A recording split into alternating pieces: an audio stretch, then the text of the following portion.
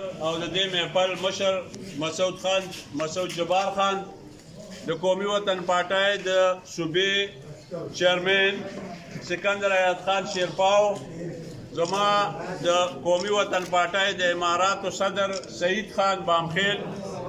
ګلنواز خان هغه سره چې کوم ملګري راغلي دي، زموږ مرکزي مشر جمیل خان مرغوزه،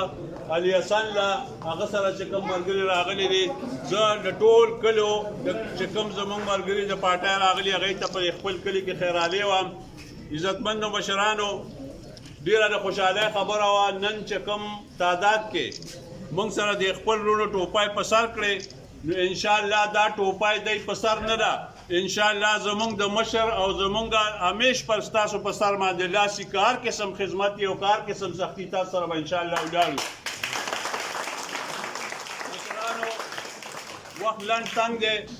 موږ غواړو چې موږ ډېر ټایم خپل مشر له ورکو، خو یو خبره کوو، نن چې کوم دا ځوانان زما پکې خپل رشته دار هم شته چې نن شامل شو پکې، نو دا ټول زما رشته داران دي، ټول زموږ وروڼه دي. انشاءالله رس په شپه به موږ دغه بازار کې ناست یو، ستاسو خدمت ته ناست یو، موږ سره به خپل تعارف کوئ، ګڼه ګوڼئ بعضې وخت د سړي خیال نی، موږ سره به تعارف کوئ او تاسو به زموږ ګورئ، موږ به ملامته کوئ، انشاءالله موږ به تاسو ته نه ملامته کېږو. عزتمندو مشرانو، څنګه چې تاسو ته معلومه ده دا ټول موږ سره چې نن دلته شامل شو دا ټول د پی ټي آی ووټرانو، خو دې ځوانانو له پی ټي آی څه ورکړي دي؟ روزګار یې ورکړی دی، دوی به څه ورکړي دي یا تاسو وګورئ. په دې حالاتو کې انشاءالله